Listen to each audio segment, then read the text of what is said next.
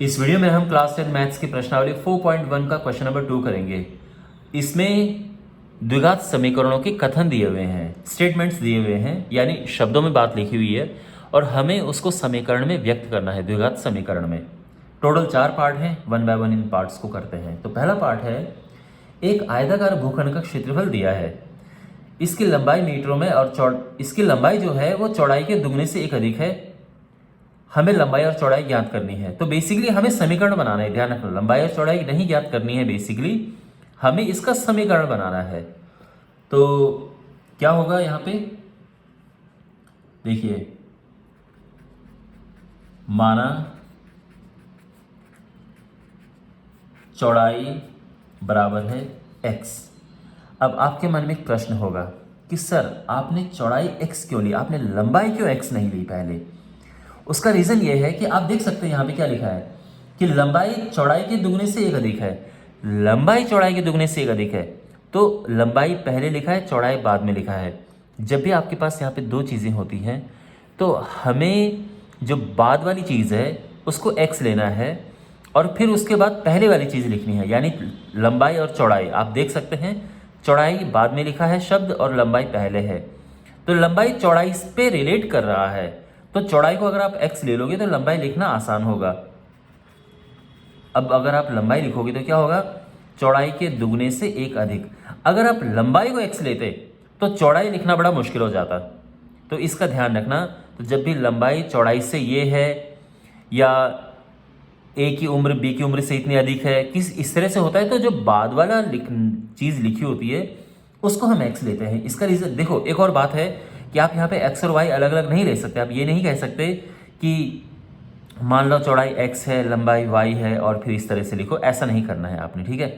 तो यहाँ पे हमें एक ही वेरिएबल रखना है, एक ही चर रखना है और केवल x रखेंगे और उसके बाद हमें द्विघात समीकरण बनानी है। x और y दो चर लेके हमें समीकरण नहीं बनानी है। ऑलराइट, तो आई होप आपको इतना समझ आ गया होगा। इसके बाद अब आप जानते हैं कि जो क्षेत्रफल होता है वो होता है लंबाई गुणा चौड़ाई, ठीक है ना। ये होता है क्षेत्रफल, लंबाई 2x + 1, चौड़ाई x और एरिया है 528।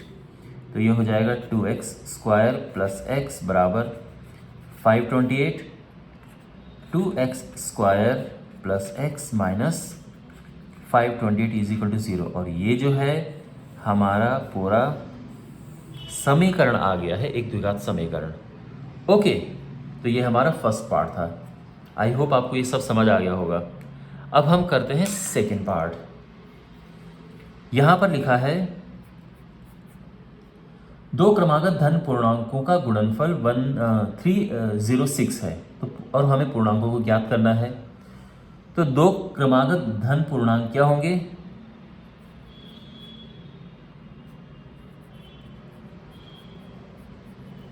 दो क्रमागत धनात्मक पूर्णांक, एक x ले लो और एक x + 1 ले लो, ठीक है ना। तो ध्यान रखना, जब भी दो क्रमागत धन पूर्णांकों की बात आती है तो एक x और एक x + 1 होता है, ठीक है। इसका ध्यान रखना, क्योंकि क्रमागत की बात करेंगे तो लगातार होंगे ना। जैसे अगर मैं बात करूँ 3 और 4, तो 4 3 से 1 ज़्यादा है। अगर मैं बात करूँ 11 12 की, तो 11 से 1 अधिक है, इसलिए मैंने इसको एक अधिक किया है इससे। अगर यहाँ पर होता दो क्रमागत सम संख्याएं या विषम संख्याएं, तो मैं यहाँ पे x और x + 2 लेके चलता, क्योंकि सम संख्या विषम संख्या में दो का अंतर होता है, ठीक है। चलिए, आई होप ये समझ आ गया होगा। और इनका गुणनफल है कितना, 306। तो इनको मल्टीप्लाई करके लिखते हैं, x × x + 1 बराबर 306, x² + x = 306 and x² + x minus 306 = 0। ये हमारा आंसर आ गया है। ओके, वेल, अब इसका तीसरा पार्ट करते हैं।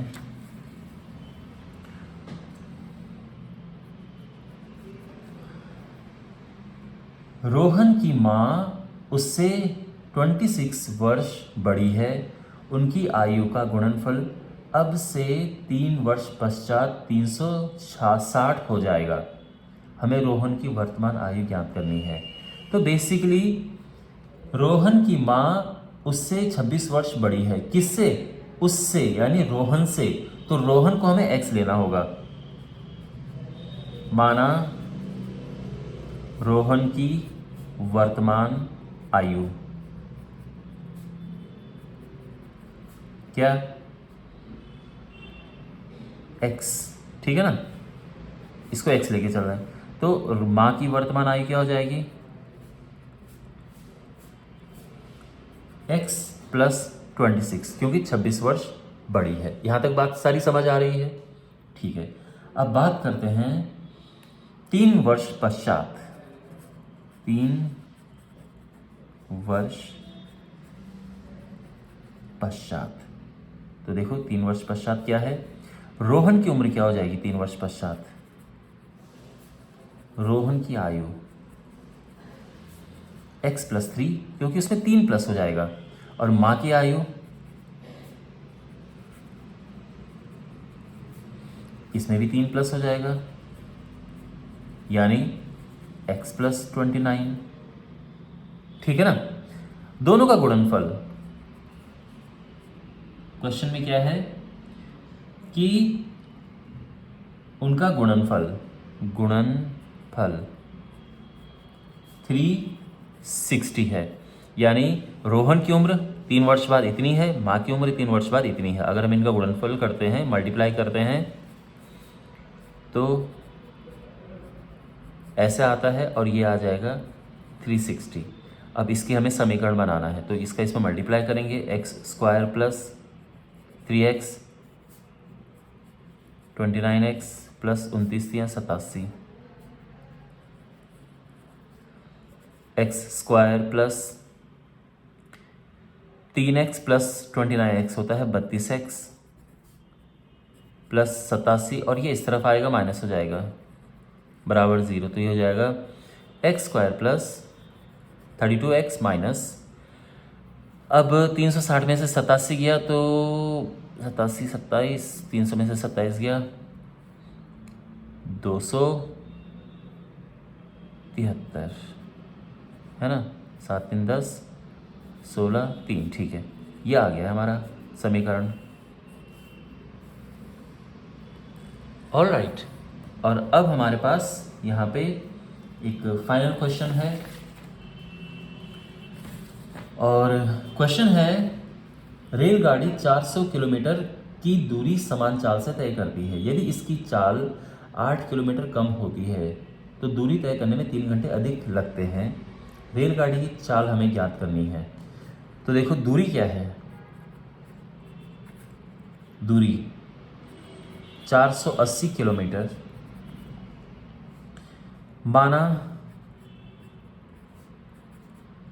रेलगाड़ी की सामान्य चाल, मतलब जब वो अपने नॉर्मल चाल से चलती है, चाल कम ज़्यादा नहीं करती है, सामान्य चाल, तो ये x है, ठीक है। बेसिकली रेलगाड़ी की चाल x है।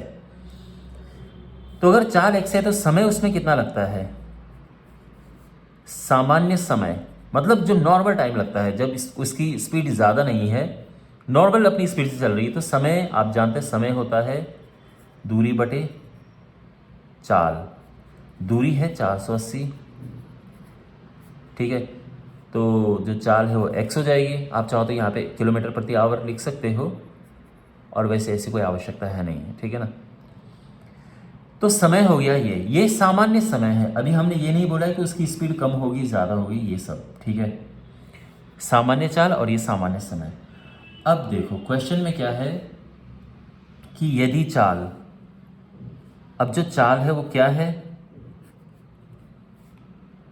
8 किलोमीटर कम होती, यानी पहले तो x थी, अब 8 किलोमीटर प्रति घंटा कम होती है अगर, तो समय कितना लगेगा? तो समय जो पहले समय लग रहा था इससे 3 घंटे अधिक लगता है, ठीक है, इसका समीकरण किस तरह से बनेगा देखो, चाल और समय, ठीक है ना। ध्यान, आप जानते हैं कि जो दूरी होती है ये होता है चाल गुणा समय,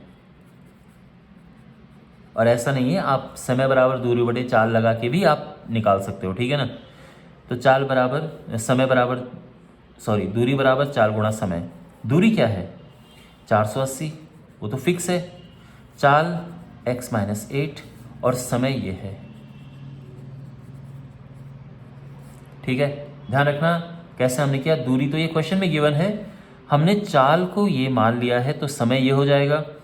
उसके बाद क्वेश्चन में बोला है कि चाल कम हो जाती है 8 किलोमीटर प्रति घंटा के हिसाब से, तो ये हो गया, और समय ये हो गया है क्योंकि समय 3 घंटा बढ़ जाता है। तो पहले समय ये लग रहा था, अब 3 घंटा अधिक।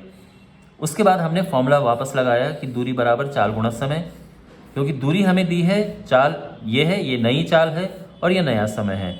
चाल कम होती है तो समय ज़्यादा लगता है, यह आप भी जानते हैं। तो ये समीकरण बन गया है। अब क्या होगा ये देखो